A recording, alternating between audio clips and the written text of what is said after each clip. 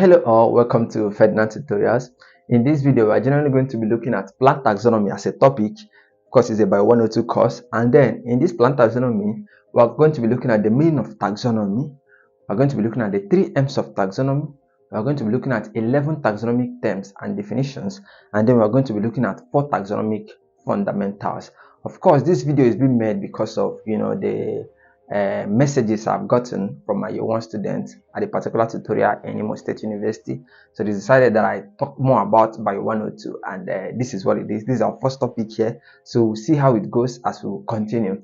Now, when we're talking about taxonomy, generally, I want you to understand that, it's a means of classifying organisms. It's a way whereby we group organisms for easier understanding. It's a means whereby we, get an organism and then we try to classify it, as kingdom plant or kingdom animal. Since we're talking about plant taxonomy, generally what we are focused on is what? Kingdom plant. Are we together? According to Carolus Linnaeus. Now, I want you to understand that we also have what we call animal taxonomy. But in the course of this lecture, what we are going to be focusing on is only what? Plant taxonomy. Now, let's look at the definition from the text. Now, according to Clive in 1980, he says that taxonomy is defined as the study and description of the variation of organisms. Now, the investigation of the causes and the consequences of this variation and the manipulation of data obtained to produce a system of what? Of classification. In a nutshell, what we are talking about is what? Classifying organism. So what we put into consideration, we look at the variation, we look at the data, we look at how we manipulate the data, we look at the consequences of the data, and then how it helps us to classify what? A particular organism, especially plant in this case. Now let's look at the aims of taxonomy. I want you to understand that there are 3 important aims of taxonomy. We were talking about aims. Aims is actually what is the reason why we indulge in taxonomy. Why do we say that we have to classify organisms? What are the aims of what? Of taxonomy. Plant taxonomy, don't forget, plant taxonomy. Remember, we have animal taxonomy. Now, the first aim according to the text here is to provide a convenient method of identification and communication. To provide a convenient method of what? Of identification and communication. Now, let's take for instance, let's say we have a moss plant. A moss plant. Now, we said that to provide what? A convenient method of identification.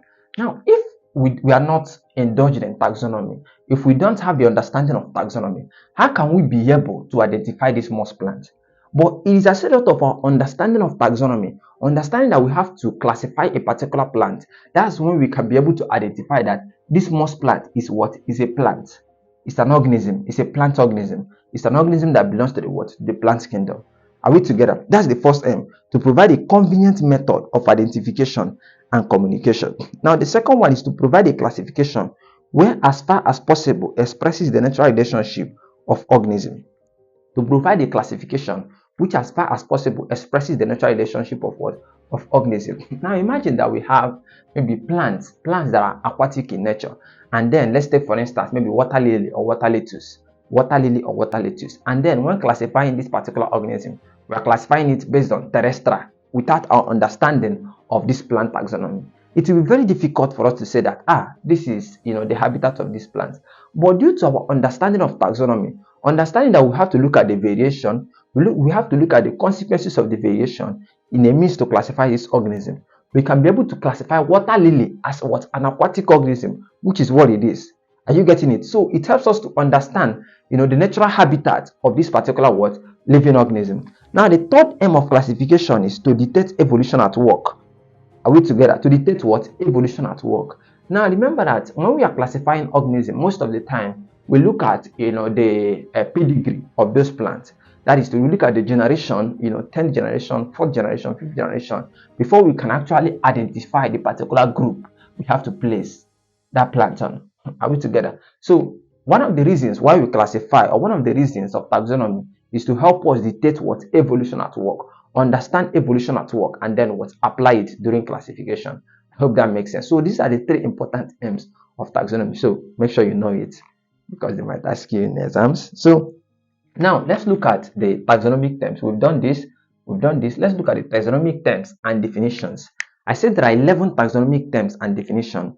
We have identification, we have classification, we have character, we have a lot of them. We have naming, we have nomenclature. So we'll be looking at them one after the other. Now we have the first one, which is what? Classification. Now we said that it's the production of logical system of categories which allows easier reference to its components. production of what? Logical system of categories, which allows easier reference to it. Now, in this classification, we have three types of classification. We have what we have natural classification, we have artificial, and then we have what? Phylogenetic. Are we together? Phylogenetic classification. Those are the three types of classification that we have. Now, let me start from phylogenetic. Now, in phylogenetic classification, what we are focused on is classifying this particular plant organism, based on the phylogeny. And in the phylogeny, what we are looking at is what? Ancestral, tree, ancestral origin. So we are going to be classifying a particular plant according to what? Its ancestral origin. Are we together? According to his grandfathers, great-grand, like fourth generation, third generation. That's why we are going to be classifying this particular organism as. And then if you are talking about artificial classification, in artificial classification, we say that it's based upon few convenient characters, you understand, for the purpose of sorting or identification. For the purpose of what? Of sorting or identification. And then if you're talking about natural classification, is a classification based on what? Overall resemblances, which serves a variety of purposes. So why natural classification is based on overall resemblances? This is just based on, few convenient characters that we need just for the study at the moment. Are we together? And then natural classification is based on the what? Overall resemblance of this particular plant. So when we say particular plant, we look at the overall resemblance to actually get what we want to study. And then artificial, just few characters that is convenient for our study. And then this particular phylogenetic classification is based on the phylogeny. That's the ancestral origin of this particular plant. I hope that makes sense. That's what? Classification. Now, the second taxonomic term there is identification. Now, we say that it implies assigning a plant to a particular taxonomic group, ultimately to the species. Assigning a plant to a particular what? Taxonomic group, ultimately to the what? To the species. Now, I want you to understand something. When we are talking about, assigning a name, after this topic, we'll be looking at what we call binomial nomenclature. I think that's our next topic under this plant taxonomy. And then you begin to understand that when we see a particular plant, that is what we have a common name, and then we have what? A scientific name. And the scientific name is what is needed, for us to be able to identify this plant anywhere, any place, and any time in the world.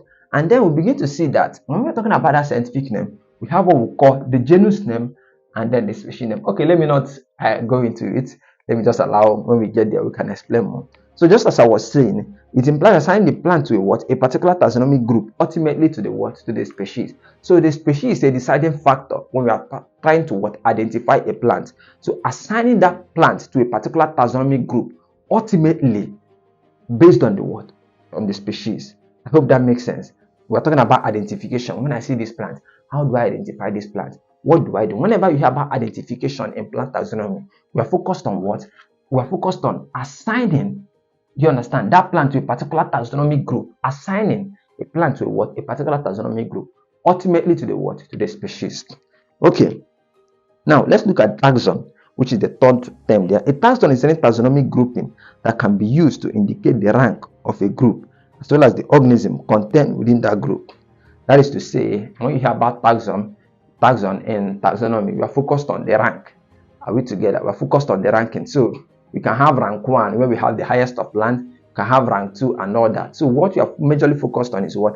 The rank that's what we can see in this particular plant classification and the taxonomy in general. And then we have nomenclature.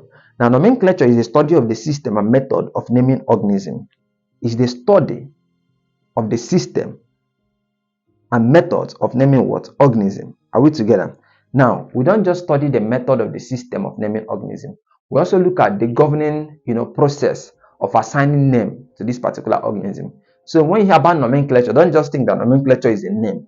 Nomenclature is the study of the system of naming that particular organism. Not just the naming of the organism, but the system also governing the naming process of that particular organism. That's what we begin to look at as nomenclature.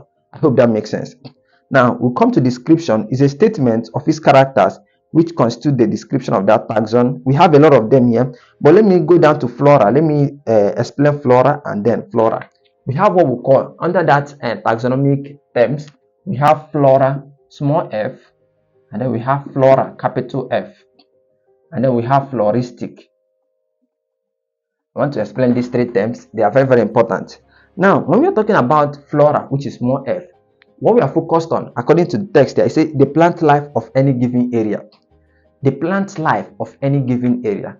So when I go to my backyard and then I'm seeing my plants growing around, do you understand, around that particular environment, they are called what? Flora, small f, because it is the plant life of any given area. Just know that, don't forget about it. Small f, plant life of any what? Given area, don't forget. Now we have capital F, according to our text here, flora. Okay, then our teacher told us that this is flora, small f, and then capital F is flora, small f, flora, capital F, flora.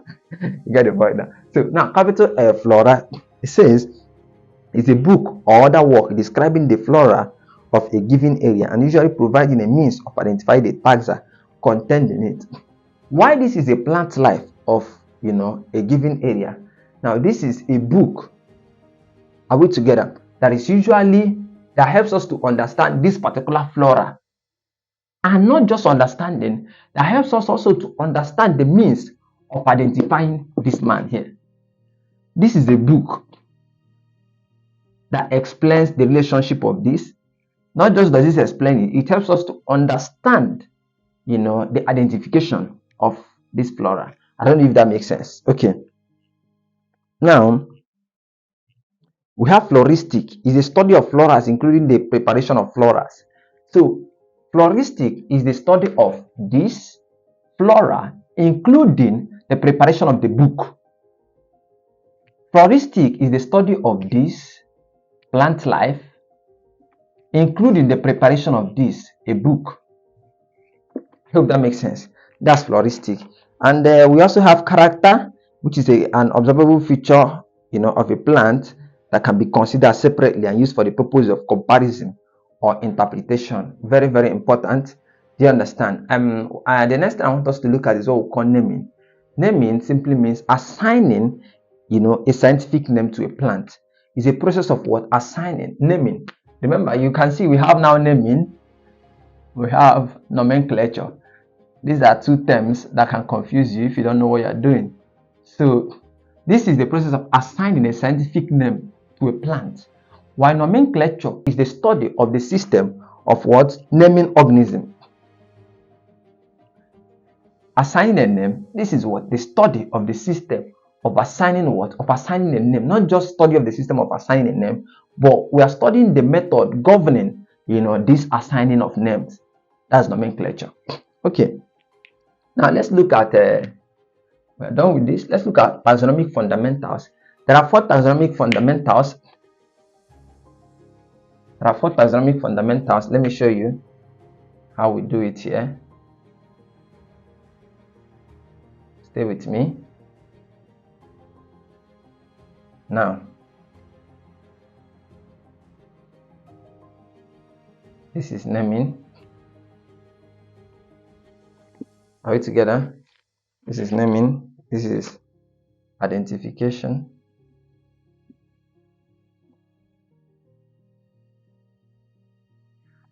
Are we there? This is characterization.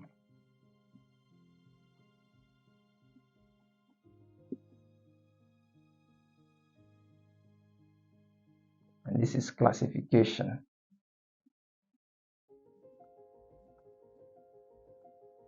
Are we together? So these are the 4 taxonomic fundamentals. When you hear about taxonomic fundamentals, these are the 4. We have the naming. This is the last one I mentioned. Characterization. Are we together? We have the identification. Have the classification. Remember, we have 3 types of classification, or 3 kinds of classification, where we have the natural, the artificial, and the what? Phylogenetic classification. We have identification. These are the 4 taxonomic fundamentals, and their definitions, I've already explained them. So this is where we'll be stopping in this video. In our next video, we'll be looking at taxonomy and binomial nomenclature. So we'll be having a date. I want you to be here next video. So if you have any question concerning this particular video, I would like you to ask your question below. But my assignment, I will give you an assignment. So I would like you to, give me the name of, the scientific name of this moss plant. Give me the scientific name. I mentioned moss plant using it during my example. So give me the scientific name. Don't worry, in our next class I'll teach you how to, how we name plants, their scientific name and genus name. But before that, let me give you an assignment ahead of time. So give me a scientific name of most plants. Everybody, write it in the comment section. Do not cheat, please. Don't cheat. Thank you and see you in my next video. Bye for now.